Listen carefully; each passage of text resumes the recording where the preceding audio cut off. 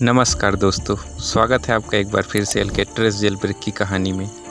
दोस्तों, इस कहानी के पार्ट 1 में हमने देखा था कि कैसे ये चारों कैदी इस जेल से भागने के लिए तरह तरह के सामान इकट्ठा कर रहे थे। तो क्या ये चारों वाकई इस जेल को तोड़कर भाग निकलेंगे या नहीं, चलिए देखते हैं। और वो इन छेदों के जरिए उस जिम की छत पर निकल सकते थे और वहाँ से आसानी से भाग सकते थे। जी हाँ, इसके बाद शुरू होता है प्लान का अगला हिस्सा। इन छेदों की मदद से मॉरिस किसी एक एंग्लिन भाई के साथ बाहर की तरफ जिम की छत पर निकलते हैं और रैनकोट और अकॉर्डियन की मदद से वो खास बोर्ड तैयार करता है। इसी बीच बाकी दो लोगों का काम ये होता है कि वो पहरेदारों पर नज़र रखे और छेदों को ढक कर रखे।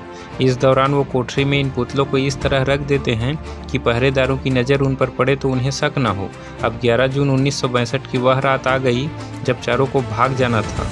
उस रात कुछ देर के लिए बिजली चले जाने का फ़ायदा भी चारों को मिला, लेकिन इसके बावजूद भी एक ऐसी गड़बड़ हो गई थी कि इन चारों की सांसें हलक में अटक गई। असल में चारों ने कोठरियों के छेदों से बाहर निकलना था, लेकिन एलन अपनी कोठरी के छेद में अटक कर रह गया क्योंकि छेद के साइज का उसका अंदाज़ा गलत साबित हुआ। इसके बाद एलन कहता है कि दोस्तों, मैं यहाँ से निकल नहीं पा रहा हूँ, प्लीज़ हेल्प मी। कुछ सेकेंड एलन की मदद करने के बाद तीनों की समझ में आ गया कि एलन का इस तरह छेद में अटक जाना सबके लिए खतरा साबित हो सकता था। तो तीनों कहते हैं कि सॉरी एलन, तुम्हारी बदनसीबी के चक्कर में हम अब वापस नहीं लौट सकती। हमें उम्मीद है कि तुम समझोगे और हमारी मदद करोगे।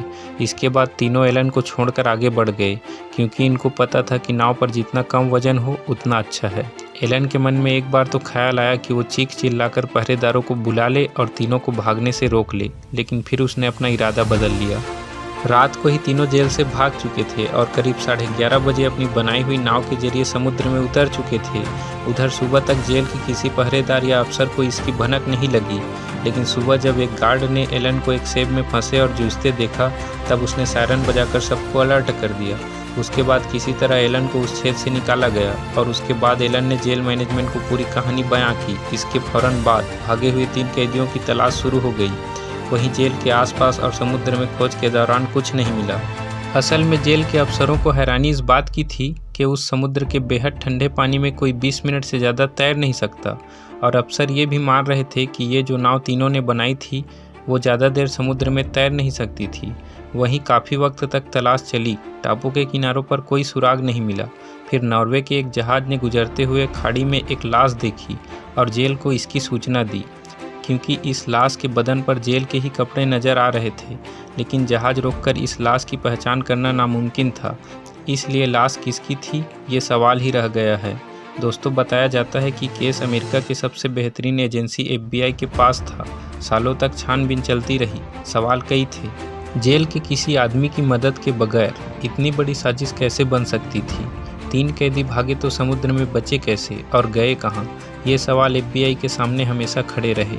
बहरहाल 15 सालों से लंबी इन्वेस्टिगेशन के बाद FBI ने 1979 में इस केस को यह कहकर बंद कर दिया था कि वो तीनों कैदी समुद्र में डूबकर मर गए।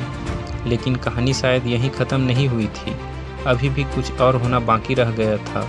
सालों तक इन सवालों का जवाब नहीं मिला और FBI की रिपोर्ट को सही मान लिया गया कि तीनों डूबकर मर चुके हैं। फिर साल 2015 में एक डॉक्यूमेंट्री सामने आई जिसमें दावा किया गया कि तीनों भागने में कामयाब हुए थे और तीनों ने अपनी पूरी ज़िंदगी जी है। इस दावे के बाद FBI में खलबली मच गई।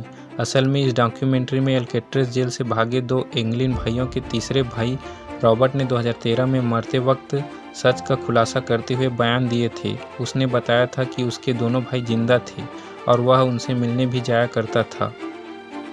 लेकिन क्या रॉबर्ट का बयान ही वो सबूत था जिससे यह मान लिया जाता है कि तीनों जिंदा रहे थे? इस दौरान जब कई तरह की अफवाहें और खबरें उड़ने लगी, तब एक चिट्ठी का भी खुलासा हुआ जो जेल से भागे जॉन एंग्लिन ने अपने भाई रॉबर्ट को लिखी थी। इस चिट्ठी में जॉन ने लिखा था कि 1962 में वो तीनों अल्केट्राज़ जेल से भाग गए थे। तीनों समय समय पर एक दूसरे की खबर भी लेते रहते थे। जॉन ने बताया कि मॉरिस 2008 में मरा था और उसका भाई क्लेरेंस साल 2011 में। जॉन ने यह भी लिखा कि वो चिट्ठी लिखते वक्त 83 साल की उम्र में नॉर्थ डकोटा के माइनॉट इलाके में रहते हुए कैंसर से जूझ रहा था। इस खुलासे के बाद एक बार फिर इन्वेस्टिगेशन शुरू हो गई। फिंगरप्रिंट्स, हैंडराइटिंग और माइनोट में जॉन का पता तलाशा गया। फिर लंबे वक्त तक चले इन्वेस्टिगेशन के बाद कहा गया कि कोई भी सबूत इतना स्ट्रॉन्ग नहीं मिला जिससे साबित हो सके कि ये चिट्ठी जॉन ने ही लिखी थी। इन सारी तफ्तीशों के बावजूद आज तक ये केस अनसुलझा रहस्य है। सच क्या था और क्या है, शायद इन बातों का जवाब हमें कभी न मिल पाए।